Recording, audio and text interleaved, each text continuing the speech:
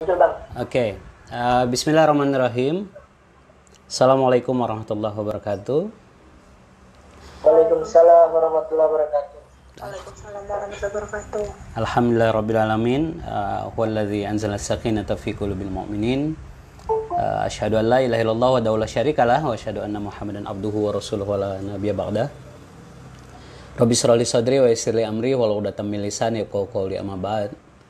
Sahabat-sahabat sekalian, alhamdulillah di malam hari ini Allah izinkan kita bisa kembali bersilaturahim ya, memanfaatkan teknologi ya, dengan pertemuan virtual ya istilahnya hari ini ya.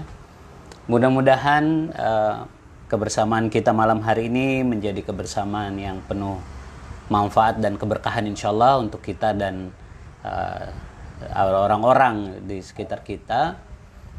Saya ucapkan terima kasih kepada teman-teman sekalian yang memberikan kepercayaan lah ya kepada saya untuk bisa membersamai kita di malam hari ini ya. Salam hormat buat semuanya, Ustadz dan Ustazah ya, juga sebagian mungkin lebih pas menjadi adik-adik saya juga di sini gitu, dan juga mungkin guru-guru saya juga di sini gitu ya. Mudah-mudahan malam hari ini ada sesuatu yang baik lah dari diskusi kita ini insyaallah. Prinsipnya sebetulnya bukan memberikan materi ya, hanya sekedar mengantarkan atau bahkan mungkin menyegarkan sesuatu yang sudah pernah kita ulas mungkin di diskusi-diskusi yang lain, di tempat-tempat lain, atau bahkan mungkin saya yang masih perlu banyak belajar dari teman-teman sekalian ya. Malam hari ini saya ingin kita kemudian memulai kebersamaan kita. Kalau tadi tujuannya adalah kita pengen berdiskusi tentang kepedulian kita terhadap remaja dan pelajar ya. Ada sebuah kondisi yang juga sebetulnya menjadi kampanye dari pemerintah kita ya, tentang Indonesia Emas di 2045. Jadi tahun 2045 itu kenapa kemudian disebut generasinya generasi emas, itu kan ternyata adalah karena usia Indonesia kita genap 100 tahun ya, genap 100 tahun dari 1945 kita merdeka, dan nanti tahun 2045 itu genap 100 tahun Indonesia kita. Dan yang menarik adalah pertama memang itu menjadi optimisme bagi kita bangsa Indonesia, karena 100 tahun usia bangsa kita ya, usia Indonesia kita ini setelah proklamasi kemerdekaan kita. Tapi ada prediksi-prediksi lain juga di tahun 2045 itu, diantaranya yang paling besar yang bisa kemudian menjadi sesuatu yang perlu membuat kita lebih optimis ya, bahwa yang pertama diprediksi jumlah penduduk Indonesia kita nanti akan sampai diperkirakan tuh angkanya 340 juta di tahun itu. Jadi 340 juta jiwa penduduk kita, dan yang lebih menarik lagi di antara 340 juta jiwa penduduk Indonesia saat itu, mayoritasnya itu adalah anak-anak muda. Ya. Jadi penduduk Indonesia di tahun 2045 itu, dan ini bergerak dari sekarang ya, itu nanti orang-orang berusia 15 sampai 64 tahun, inilah yang kemudian disebut dengan usia produktif. Ini jumlahnya bisa tembus sampai diperkirakan tuh 224 juta jiwa.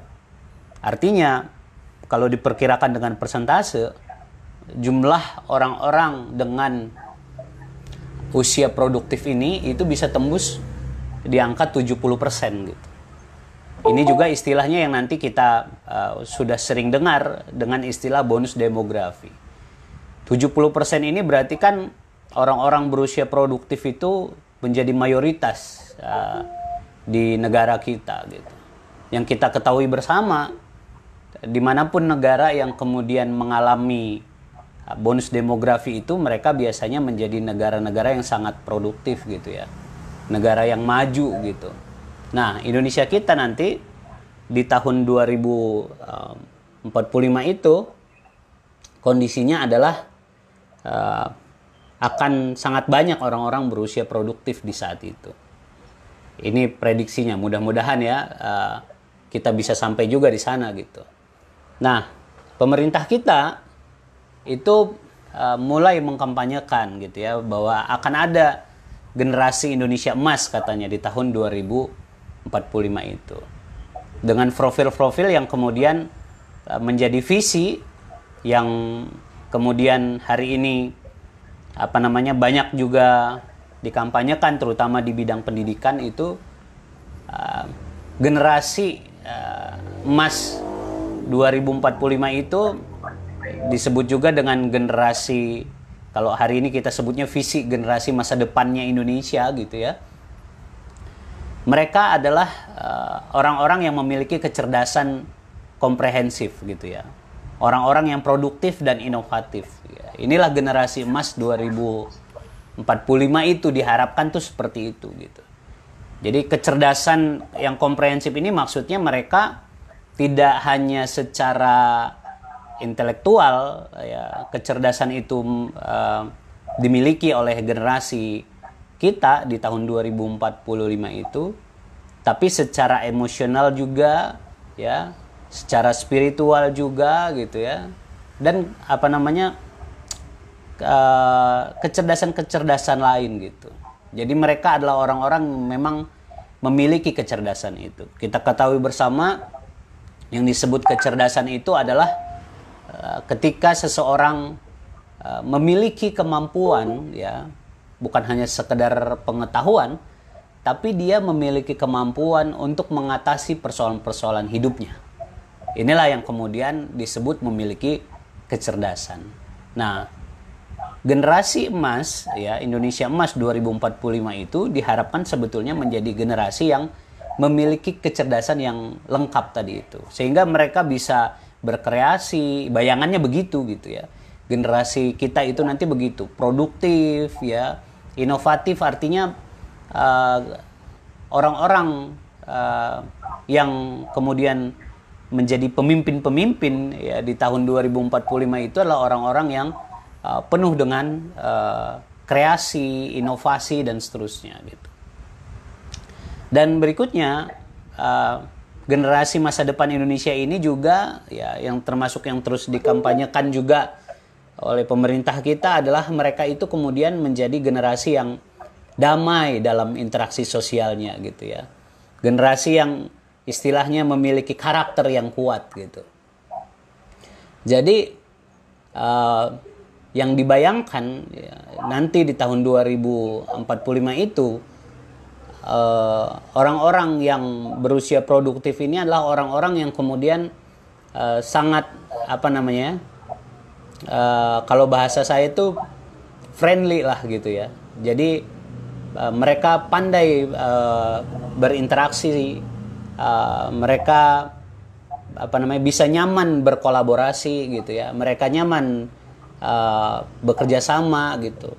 Kalau selama ini perbedaan-perbedaan itu menjadi seperti persoalan, tapi nanti karakternya generasi Indonesia emas ini adalah karakter-karakter yang tidak lagi meributkan tentang perbedaan-perbedaan. Ya, mereka adalah orang-orang yang bisa menghargai perbedaan-perbedaan, makanya disebut damai dalam interaksi sosialnya. Artinya mereka adalah orang-orang yang justru bisa menyatukan kekuatan orang-orang yang berbeda ini gitu ya. Jadi merangkai setiap perbedaan itu justru menjadi kekuatan kita. Ini yang kemudian menjadi visi kita ya, Indonesia Emas 2045 itu. Selain itu sahabat-sahabat sekalian, mereka juga adalah generasi yang disebutnya generasi yang sehat dan menyehatkan dalam interaksi alamnya gitu ya. Artinya generasi Indonesia Emas ini adalah generasi yang memiliki kepedulian juga terhadap lingkungan. Ya, jadi secara kecerdasan untuk pribadinya dia oke gitu ya. Secara interaksi sosial karakternya juga kuat. Mereka juga adalah generasi yang memiliki kepedulian tentang menjaga kelestarian alam kita gitu ya. Nah, dan yang terakhir ya, salah satu yang kemudian menjadi bisa dibilang ciri lah generasi Indonesia Emas itu adalah berperadaban unggul gitu. Jadi bagaimana kemudian nanti generasi kita itu memang hidup dalam kondisi yang sangat baik, sangat kuat ya, sangat beradab gitu. Inilah yang kemudian menjadi visi Indonesia kita di usia 100 tahunnya. Nah, dengan kata lain juga sahabat-sahabat sekalian bahwa pemimpin Indonesia di tahun 2045 itu adalah tentu akan lahir dari generasi produktif di saat itu. Dan mereka, orang-orang yang akan memimpin di tahun 2045 itu, kalau dilihat hari ini tuh, ada di antara mereka belum masuk usia produktif hari ini, artinya masih usianya 14 tahun ke bawah gitu kan. Karena tadi kan usia produktif itu dihitungnya mulai usia 15 tahun kan. Jadi 15 tahun sampai usia 64 tahun. Itulah yang kemudian dianggap menjadi usia produktif. Nah, hari ini anak-anak kita, adik-adik kita yang usianya masih 14 tahun memang belum masuk usia produktif, tapi mereka nanti menjadi salah satu yang diharapkan menjadi pemimpin Indonesia di tahun 2045 itu gitu. Atau ada juga yang hari ini mungkin usianya 15 tahun. Sudah mulai terhitung menjadi pribadi-pribadi yang berusia produktif mulai saat ini gitu. Tapi intinya sebetulnya kalau kita mau lihat siapakah nanti yang akan mengisi kepemimpinan Indonesia tahun 2045 itu, mereka adalah orang-orang yang hari ini masih rata-rata sebagian besar di antara mereka adalah yang masih duduk di bangku sekolah. Jadi pemimpin Indonesia 2045 itu ya sekarang statusnya adalah pelajar gitu. Ya. Mereka lah yang kemudian nanti menentukan seperti apa baik buruknya bangsa kita ini ke depan. Ya, pelajar-pelajar hari ini ya, yang usianya 14 tahun, 15 tahun ke atas gitu ya. Berarti kalau kita lihat usia 14-15 tahun ini kan berarti mulai masuk di kelas 3 SMP mungkin mulai, atau kelas 1 SMA gitu ya. Mereka adalah pelajar-pelajar hari ini. Tapi kalau kita bertemu dengan mereka, kita berarti sedang bertemu dengan calon orang-orang yang akan memimpin bangsa kita ke depan. Jadi kalau mau lihat seperti apa baik buruknya bangsa kita ke depan, ya, kepemimpinannya seperti apa, itu perlu diperhatikan tuh para pelajar kita hari ini yang ada di sekolah misalnya. Perlu diperhatikan tuh remaja-remaja yang ada di lingkungan kita.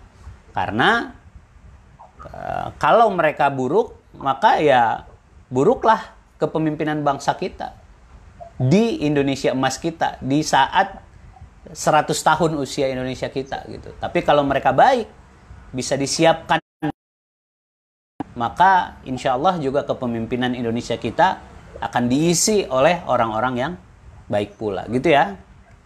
Nah, di balik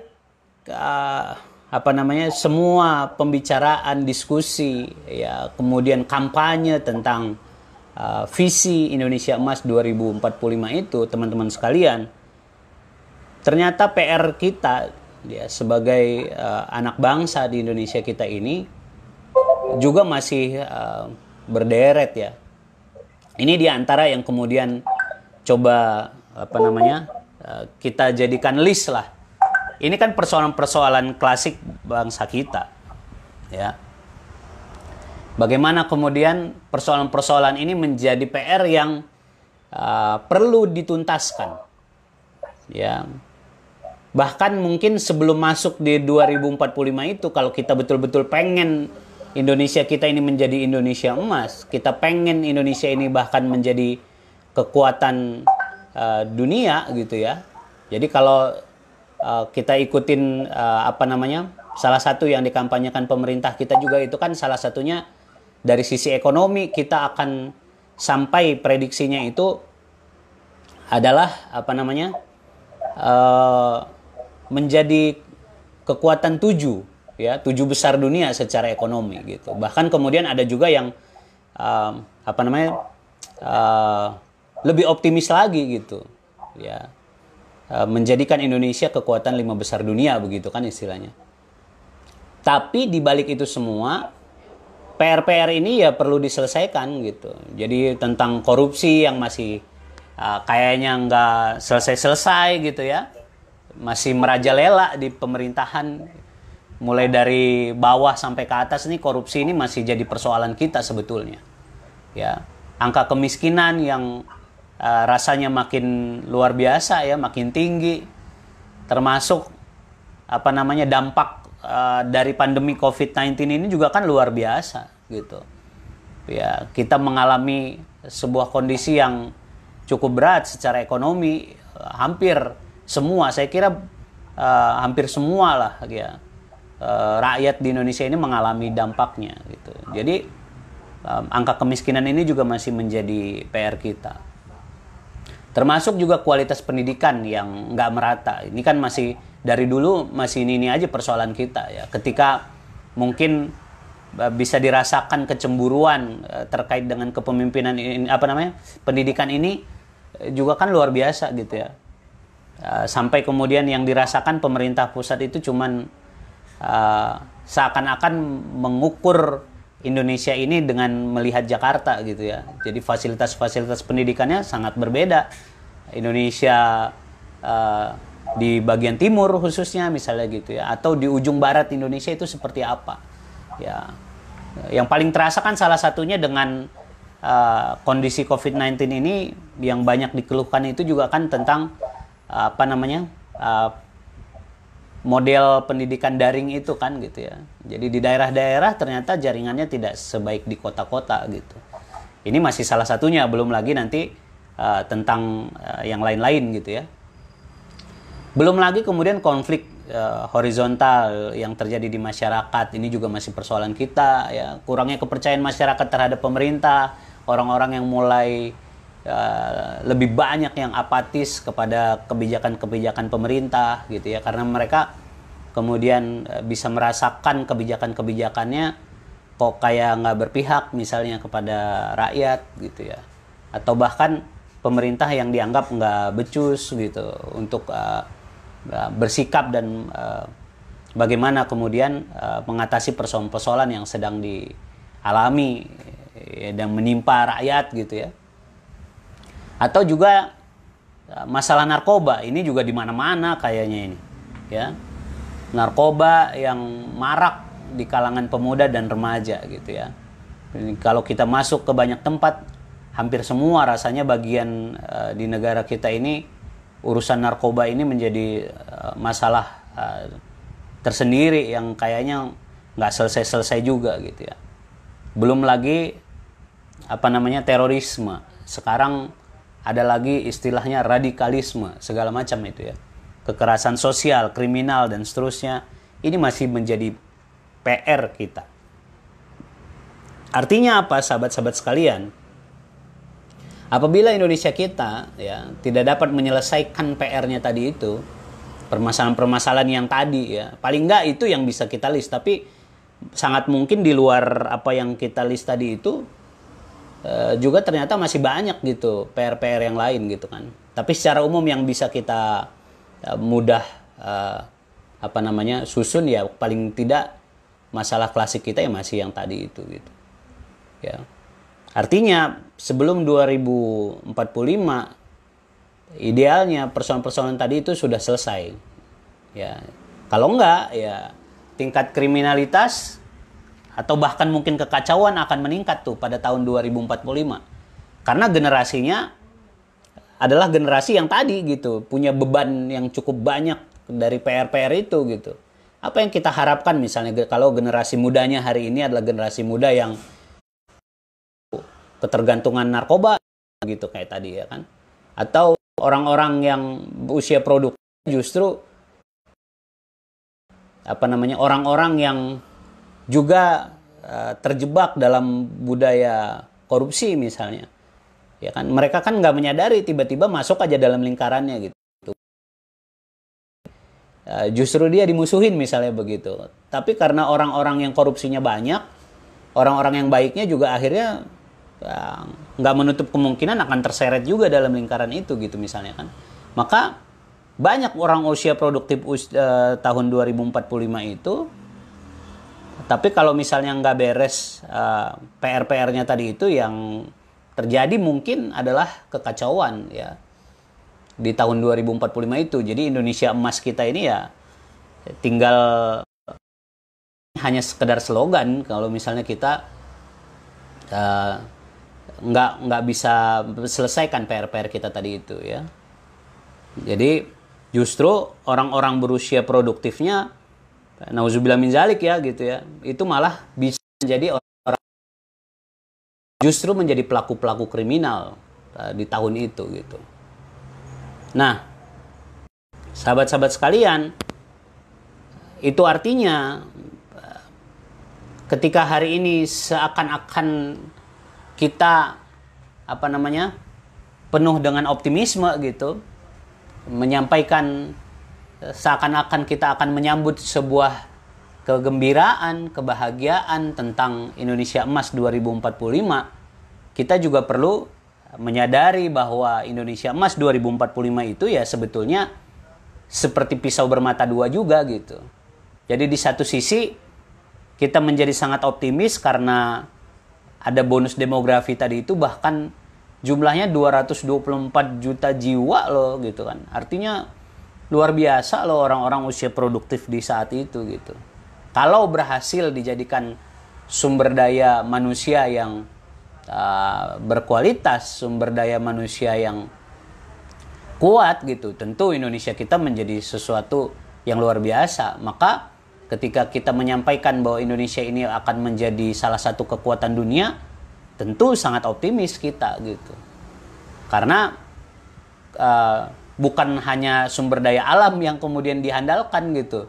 Kalau selama ini kan yang cukup diandalkan selama ini yang ngabisin sumber daya alam gitu. Tapi kita nanti bakal punya kekuatan sumber daya manusia yang luar biasa gitu. Ya. Orang-orang pinternya bakal banyak gitu, orang-orang kreatifnya bakal banyak, orang-orang inovatifnya juga bakal berlimpah gitu. Kalau kita bisa menyiapkan generasi emas 2045 itu. Tapi di sisi lain, kalau misalnya ternyata proses menyiapkan generasi emas 2045 itu ternyata nggak serius gitu, atau ternyata kita nggak bisa memastikan orang-orang yang peduli menyiapkan ini memang ada gitu ya, atau bahkan kita hanya berharap kepada pemerintah gitu, itu nggak ada mengizinkan dirinya untuk terlibat dalam menyiapkan generasi Indonesia Emas 2045 ini, ya sama aja kayak tadi tuh. Jadi justru jumlah orang usia produktifnya banyak akan menjadi sumber masalah gitu. Jadi dua sisi mata pisau ini maksudnya tuh begitu. Bisa menjadi sumber solusi bagi persoalan-persoalan bangsa kita, tapi di sisi lain bisa menjadi justru ya nauzubillah min zalik ya, bakal lebih banyak lagi masalah yang kita hadapi karena orang-orang usia produktifnya justru banyak melakukan kerusakan gitu. Nah, maka sahabat-sahabat sekalian menjadi penting bagi kita untuk ikut menyadari bahwa pemuda, membina pelajar, membina remaja, ini menjadi sesuatu yang penting dilakukan hari ini gitu. Dan dibutuhkan orang-orang yang memang peduli untuk menyiapkan itu.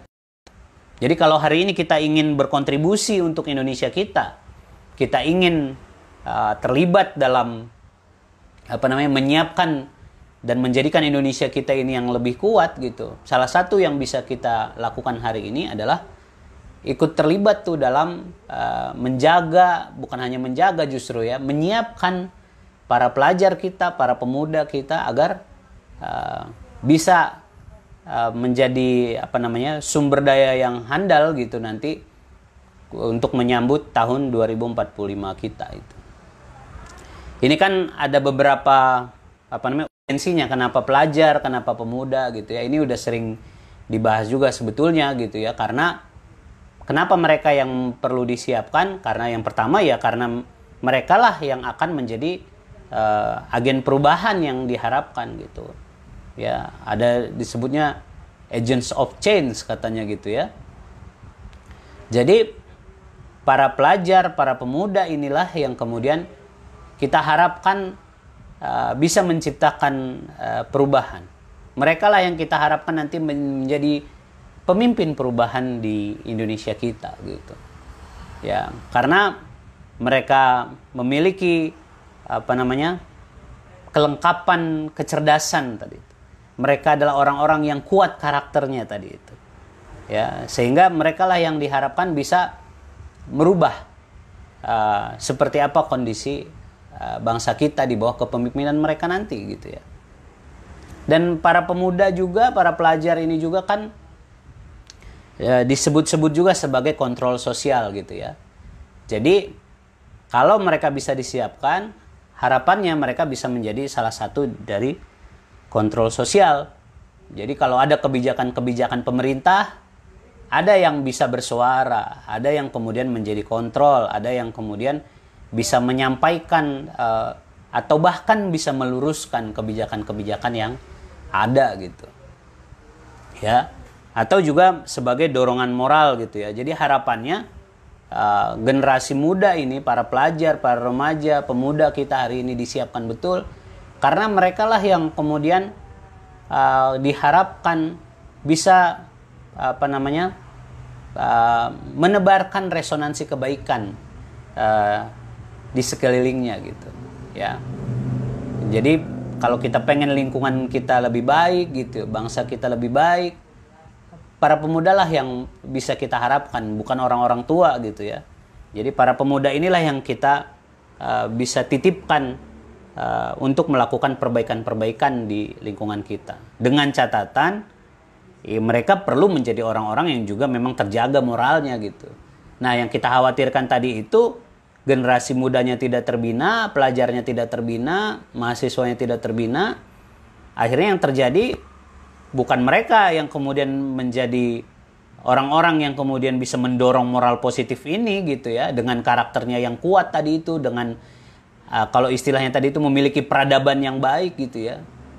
Tapi justru mereka yang akan menjadi memperpanjang lagi deretan PR bangsa kita gitu. Nah, sahabat-sahabat sekalian, kenapa kemudian kita perlu menjadi terlibat di antara orang-orang yang ikut membina para remaja, membina para pelajar hari ini? Karena ternyata mereka ini adalah populasi yang unik sebetulnya gitu ya.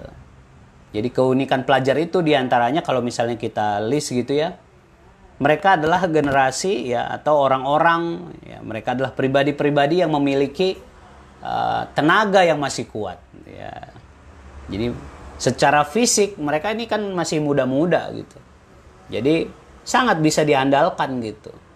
Ya, berbeda nih dengan orang-orang yang relatif sudah bertambah umurnya gitu ya. Ya, udah mulai sakit-sakitan gitu ya. Udah mulai ada yang duduk aja nggak kuat gitu ya, mulai terasa sakit pinggang lah, gampang semutan gitu kan, macem-macem gitu. Tapi kalau anak-anak muda itu biasanya fisiknya masih sehat-sehat gitu. Jadi harapan kita sebetulnya kenapa kemudian mereka yang perlu kita bina, kita bisa menitipkan kebaikan itu pada mereka karena mereka bakal menjadi kekuatan yang luar biasa gitu. Jadi ide-ide baik yang ada dalam pikiran kita untuk merekayasa masyarakat hari ini, ya itu bisa tuh menjadi sangat efektif ketika kita melibatkan mereka gitu. Jadi ide-ide yang sudah ada, kebaikan-kebaikan yang kemudian kita rencanakan, ya rencana-rencana kita lah ya, seperti apa kita memperbaiki lingkungan kita gitu ya, itu bakal bisa menjadi kekuatan yang berlipat ganda kalau kita melibatkan pelajar, melibatkan anak muda, melibatkan remaja gitu. Makanya penting kita untuk kemudian bergerak bersama mereka. Ya. Selain itu sahabat sekalian, ternyata para pelajar ini juga mau disadari atau enggak gitu, mereka ini pikirannya juga masih fresh gitu, masih segar para pelajar kita itu. Ya, jadi mereka ini masih jernih gitu, ya, sehingga nggak ada beban-beban masa lalu ketika mereka ingin kita libatkan dalam kerja-kerja membangun Indonesia kita gitu. Kalau orang-orang tua itu kan cirinya nanti agak lambat itu dari proses hadirnya ide gitu ya, sampai kemudian ke eksekusinya gitu ya. Kalau mau udah action gitu, itu panjang gitu. Tapi kalau pelajar, pemuda, remaja itu biasanya nggak terlalu panjang itu. Jadi ada ide, mengeksekusi itu cepat aja karena umumnya mereka juga pertimbangannya nggak banyak gitu. Nah, kalau orang-orang udah udah berumur itu kan karena pengalamannya udah banyak gitu ya. Pernah mengeksekusi idenya mungkin di masa lalunya, kemudian terjadi ini dan itu, akhirnya menjadi pelajaran bagi dirinya. Sehingga ketika mau mengeksekusi ide-ide berikutnya mulai banyak pertimbangan. Nanti kalau begini bagaimana, kalau begitu bagaimana gitu kan. Itu kalau orang-orang tua lah kita sebut gitu ya. Tapi kalau pelajar, remaja, anak-anak muda itu biasanya udah aja gitu, ada ide, ya dieksekusi aja gitu, dikerjakan aja dulu. Nanti gimana? Ya nanti gimana yang terjadi aja gitu, ya kan? Jadi apa istilah orang tuh, kue sera-sera katanya gitu ya. Jadi yang terjadilah gitu. Ini anak-anak muda kan menariknya begitu, kerjain aja dulu gitu. Nah, nggak terlalu banyak pertimbangan juga, tapi cepat dieksekusi ide-idenya itu. Itu keunikannya pelajar. Dan pemuda, remaja itu kayak gitu. Selain itu, sahabat-sahabat sekalian, mereka ini juga cenderung memiliki banyak kesempatan, pastilah ya. Jadi namanya pelajar ya atau remaja nggak punya kesibukan selain aktivitasnya ya belajar misalnya begitu ya. Tapi mereka belum disibukkan dengan urusan-urusan dunia nih gitu. Ya, kalau kita mau ngajak melakukan perubahan nih orang-orang yang udah berumur gitu ya, pasti udah mulai banyak nih alasan-alasannya. Sama mungkin saat kita menjadi pelajar, mungkin saat kita dulu masih memulai episode kita menjadi seorang mahasiswa, ya itu kan sangat fleksibel tuh kita ya. Karena kita belum disibukkan dengan urusan-urusan dunia lah istilahnya. Ya, yang kita tahu adalah mungkin bagi yang ngekos gitu ya, urusan kita itu cuman kehidupan harian ngekos itu ya makan juga apa adanya kita nikmatin gitu, hari-harinya ke kampus lah gitu. Pelajar juga begitu kan, jadi mereka itu ya cuman belajar aja gitu.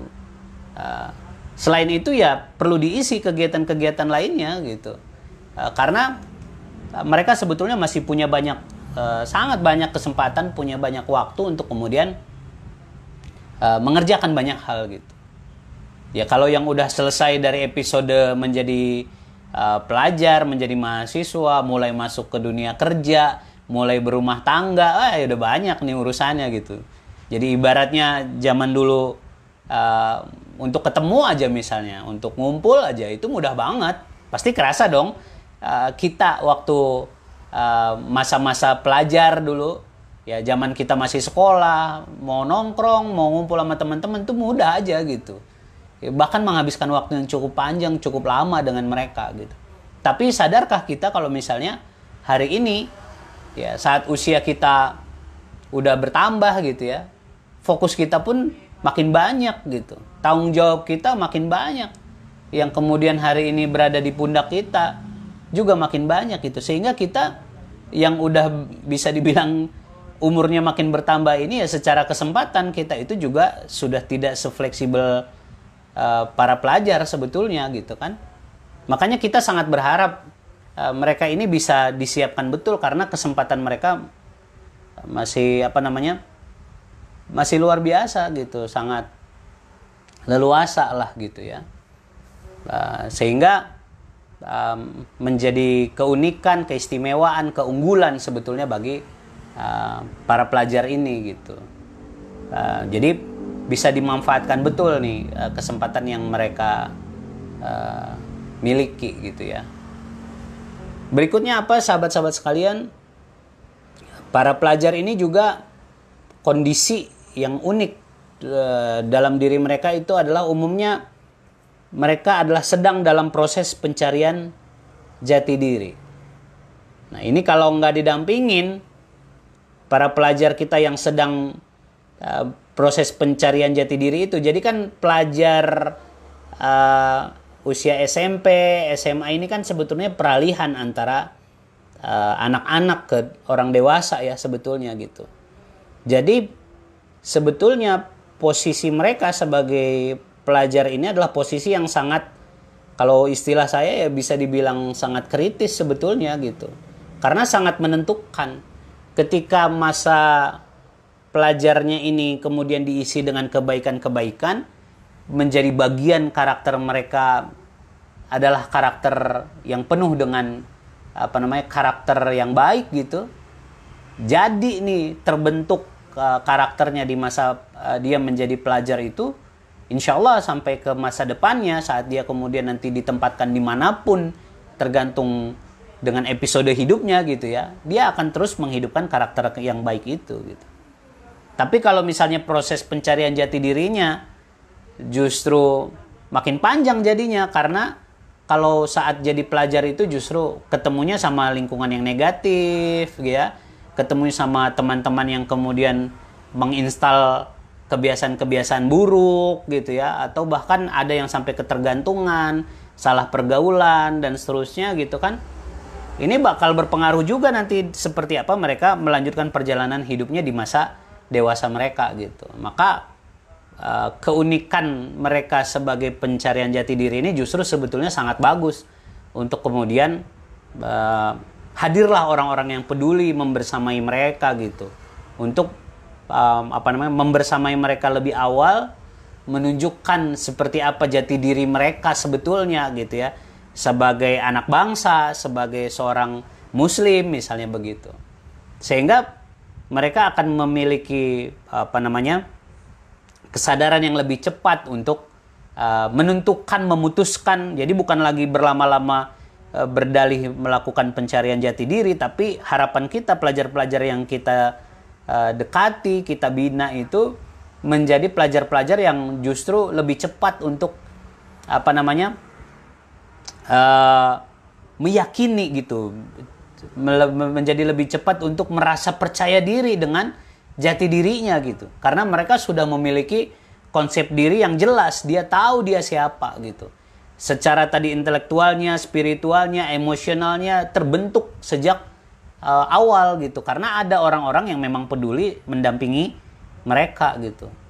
Jadi kalau misalnya dibiarkan atau bahkan hanya dipercayakan kepada pihak sekolah, dalam artian ini berarti kepada guru-guru dan seterusnya, pada kenyataannya sahabat-sahabat sekalian, sekolah itu seringkali justru nggak bisa, karena waktunya kan memang lebih banyak menyelesaikan persoalan-persoalan akademik gitu ya.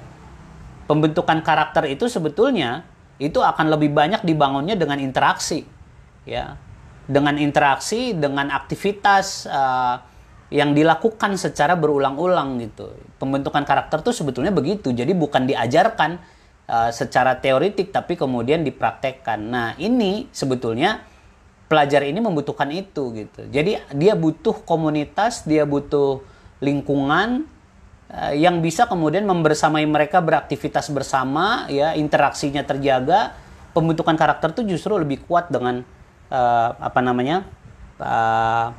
kebiasaan-kebiasaan yang dibangun dalam interaksi sosial gitu. Dengan pembinaan yang oke tadi itu sangat mudah bagi mereka kemudian untuk mendapatkan kesadaran-kesadaran mereka lah gitu, untuk menemukan siapakah mereka sebenarnya dan apa yang mau mereka lakukan, seperti apa mereka membuat perencanaannya dan seterusnya gitu. Nah, keunikan lain, sahabat-sahabat sekalian, para pelajar ini juga karena tadi mungkin memang pikiran mereka masih fresh gitu ya. Kita perlu sadari juga bahwa pelajar itu adalah sekelompok anak bangsa kita yang sebetulnya sedang diperebutkan juga oleh berbagai ideologi gitu. Jadi kita nggak nyadarin aja gitu, dilihat aja mereka kemudian nongkrong, nyanyi-nyanyi gitu ya, main game gitu. Para pelajar kita itu mungkin mereka sekolah gitu, itu yang disaksikan secara kasat mata. Tapi sadarkah kita bahwa berbagai ideologi itu sebetulnya sedang berperang untuk bagaimana mereka menjadi kekuatan dari ideologi-ideologi tersebut gitu kan. Jadi akan kita temukan tuh nanti yang kita khawatirkan sebetulnya adalah misalnya secara KTP-nya dia itu Islam misalnya, tapi secara ideologinya yang dia perjuangkan, yang dia bela itu ternyata sangat jauh dari nilai-nilai Islam misalnya begitu. Ya, atau bahkan misalnya sangat jauh dari nilai-nilai nasionalisme misalnya begitu. Jadi sangat mungkin itu terjadi karena apa? Asupan informasi, lingkungannya, apa yang dia baca, tonton, dengan siapa dia berteman, itu sangat mungkin membentuk ideologi itu menjadi hadir di dalam dirinya gitu. Makanya nanti akan ketemu tuh kita pelajar-pelajar yang mulai misalnya kalau hari ini kita menyadari bahwa kita nggak sepakat misalnya, bahkan kita menolak yang namanya LGBT misalnya begitu, tapi akan ada nanti pelajar-pelajar yang juga dengan sangat pede membela LGBT misalnya begitu. Itu kan ideologi juga gitu, termasuk mungkin yang lain-lain gitu. Nah, maka kita perlu sadari itu, jangan cuma dilihat secara kasat mata aja mereka pelajar, tapi sadarilah bahwa ternyata kalau kita melihat pelajar itu, mereka adalah orang-orang yang sebetulnya sedang diperebutkan oleh banyak ideologi gitu. Maka ada juga misi sebetulnya yang perlu dikerjakan lah gitu ya. Bagaimana kemudian menjaga ideologi, bahkan kemudian memperkenalkan mereka, mengajarkan mereka tentang ideologi yang kita bawa juga gitu. Ya, berarti apa ideologinya? Ideologi tentang Pancasila misalnya, tentang nasionalisme kita, tentang bagaimana menjaga NKRI misalnya begitu. Ya. Nah, ini penting kemudian ditanamkan pada mereka, jangan sampai pelajar kita, generasi kita justru menjadi pelajar yang misalnya karena tadi nggak ada yang menjaga ideologinya ini, ideologi-ideologi kan masuk nih gitu. Misalnya mengkaburkan sejarah ya, kayak misalnya ini kan bulan September ya gitu. Biasanya mulai rame tuh nanti tentang G30 SPKI misalnya. Banyak nih pelajar-pelajar yang mulai cuek gini. Sebetulnya kayak dulu zaman kita masih kecil gitu ya. Ini kan di TV itu setiap akhir dari bulan September itu akan selalu ditayangkan itu film pengkhianatan G30 SPKI itu kan misalnya gitu kan. Sadar atau enggak, meskipun kita mungkin agak takut-takut nontonnya dan seterusnya, tapi kita menjadi generasi yang sebetulnya hadir tuh kecintaan kita kepada tanah air kita dengan menyaksikan film itu misalnya.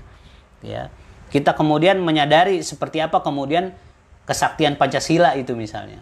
Ya, bagaimana kemudian kita lebih cinta pada Indonesia kita gitu.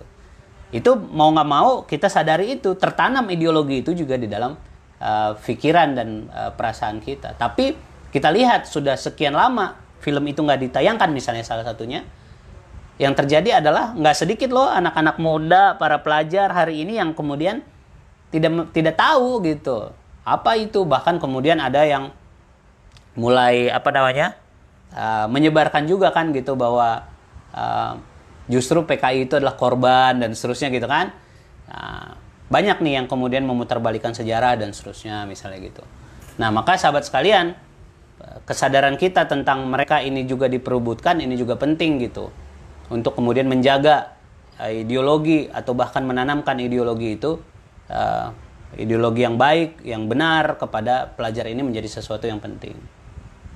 Dan sahabat sekalian, anak-anak muda, pelajar, ya, pemuda, remaja, ini ternyata punya keunikan lain juga, yaitu mereka ini sebetulnya relatif lebih mudah menerima kebenaran dibandingkan orang-orang yang sudah dewasa lah gitu. Kenapa? Karena orang-orang yang sudah dewasa ini, sebagaimana tadi kita sampaikan bahwa mereka ini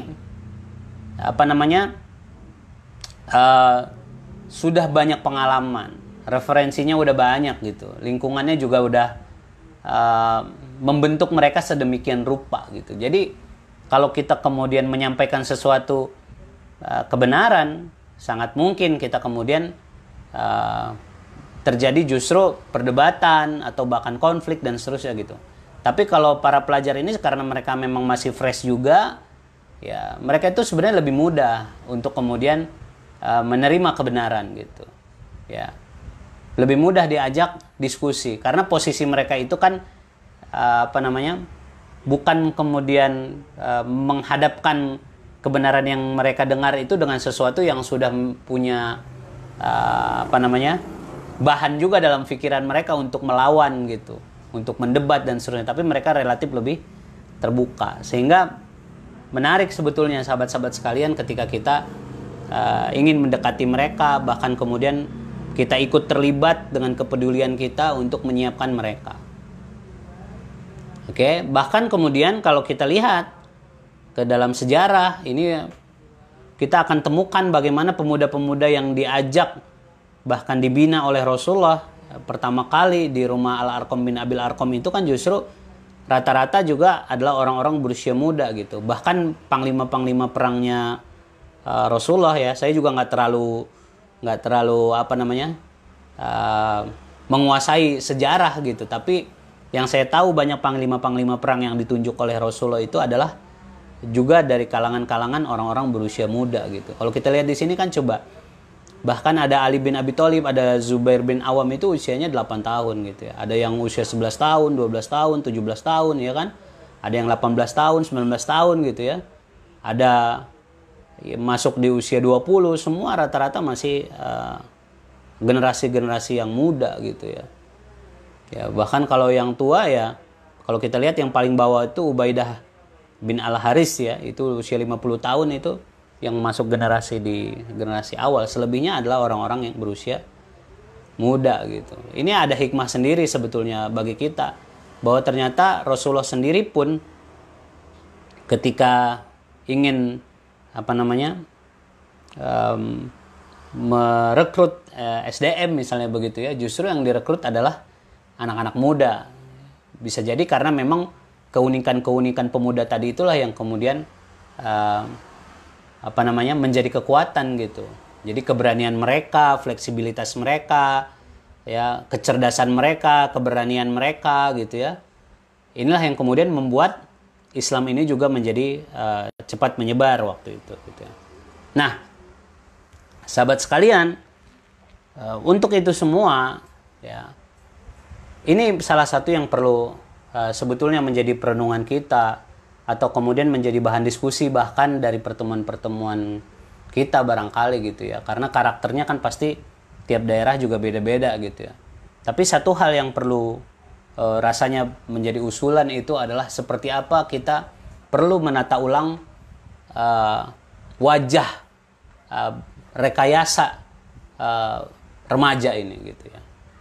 Jadi hari ini kan justru kita makin bisa merasakan itu bahwa isu-isu Islamofobia misalnya, atau isu-isu radikalisme yang kemudian hari ini masih terus saja diarahkan gitu kepada mahasiswa, kepada pelajar yang justru menghidupkan hari-hari mereka dengan keislaman gitu. Nah, sebetulnya ini juga perlu menjadi perenungan kita seperti apa kemudian para pelajar, para remaja ini bisa dirangkul, bisa kita siapkan menyambut Indonesia Emas 2045 itu gitu dengan pendekatan-pendekatan yang juga betul-betul fresh ya, pendekatan-pendekatan yang betul-betul baru, pendekatan-pendekatan yang mungkin lebih kreatif gitu. Kalau misalnya selama ini yang ada di dalam mindset kita, ini contoh aja gitu ya, yang ada dalam mindset kita misalnya ketika bertemu pelajar, kita hanya melakukan misalnya apa ya, taklim gitu istilahnya kan, kalau selama ini gitu. Jadi ngumpulin remaja, duduk melingkar, ada kakak pementornya datang gitu, ngasih materi gitu. Habis itu pulang gitu. Nah, ini kayaknya kalau bisa tuh bukan yang kayak gitu-gitu lagi gitu. Bukan hanya sekedar begitu misalnya. Bukan hanya taklim aja gitu. Kalau bisa tuh ada nggak kegiatan-kegiatan yang misalnya bisa menjadi kegiatan yang menyiapkan pelajar kita, remaja kita menyambut generasi Indonesia Emas tadi ya. Misalnya fokusnya kita tadi itu kan menyiapkan karakternya. Berarti apa? Tidak hanya cukup kan kalau dengan pendekatannya itu duduk melingkar, bikin semacam kelas mentoring begitu gitu kan. Nggak cukup kalau cuman mereka mendengar aja. Berarti apa? Misalnya salah satunya kita udah mulai bikin kegiatan-kegiatan yang memang mereka ini menjadi pelaku-pelakunya gitu. Jadi karakter mereka, kepemimpinan mereka, leadership mereka itu terbangun ketika memang mereka lah yang kemudian kita libatkan dengan kegiatan-kegiatan yang mungkin juga di setupnya bersama mereka, ide-idenya tuh dari mereka misalnya gitu. Maka hari ini kan salah satu yang kita istilahnya dengan design thinking itu. Jadi design thinking itu adalah memang melibatkan setiap orang untuk menyampaikan ide-idenya dan dikumpulkan kemudian dieksekusi bersama gitu. Itu salah satunya misalnya. Jadi sangat mungkin kita bikin kegiatan-kegiatan lain selain taklim misalnya begitu. Sehingga tidak lagi identik kegiatan kita bersama pelajar itu ya mentoring gitu. Nggak identik begitu jadinya gitu. Karena nggak sedikit juga, ini kan fakta juga ya, kalau saya pernah menemukan langsung orang tua yang juga menyampaikan begitu kepada anaknya agar udahlah nggak usah ikut-ikut kegiatan-kegiatan begitulah di sekolah. Kalau belajar ya belajar aja gitu. Ada orang tua begitu karena yang mereka lihat kesan-kesan tadi itu, bahkan kemudian inilah yang terungkap hari ini gitu oleh orang-orang Islamofobia itu justru anak-anak yang mulai belajar Islam. Ini lagi rame juga kan istilah good looking segala macam itu, justru dikesankan kalau udah mulai terlibat dalam kegiatan-kegiatan rohis lah istilahnya selama ini ya, ini justru bikin mereka jadi dekat dengan radikalisme kalau istilahnya hari ini gitu kan. Maka penting bagi kita sahabat-sahabat sekalian untuk kemudian membangun nuansa yang baru, nuansa yang berbeda gitu. Kemudian bagaimana generasi kita, anak-anak muda, para pelajar ini justru kuat kecintaannya kepada bangsa kita ya. Kuat juga kemudian kesadaran mereka tentang kebenaran ya. Bisa juga misalnya secara ruhaninya mereka gitu ya, punya sisi religius yang juga baik gitu. Rasanya itu sahabat-sahabat sekalian ya, seperti apa kemudian menata ulang semua ini menjadi PR kita gitu, yang mungkin ya teman-teman sebagai pelaku-pelakunya selama ini yang memang berinteraksi langsung dengan para pelajar ini mungkin bisa lebih kreatif untuk kemudian menjawab tantangan ini sebetulnya gitu. Oke, rasanya itu sahabat-sahabat sekalian yang bisa saya sampaikan. Mudah-mudahan bermanfaat untuk kita semua. Terima kasih. Billahi taufiq wal hidayah. Assalamualaikum warahmatullahi wabarakatuh. Waalaikumsalam warahmatullahi wabarakatuh. Waalaikumsalam warahmatullahi wabarakatuh. Terakhir Bang Rubis sudah berbagi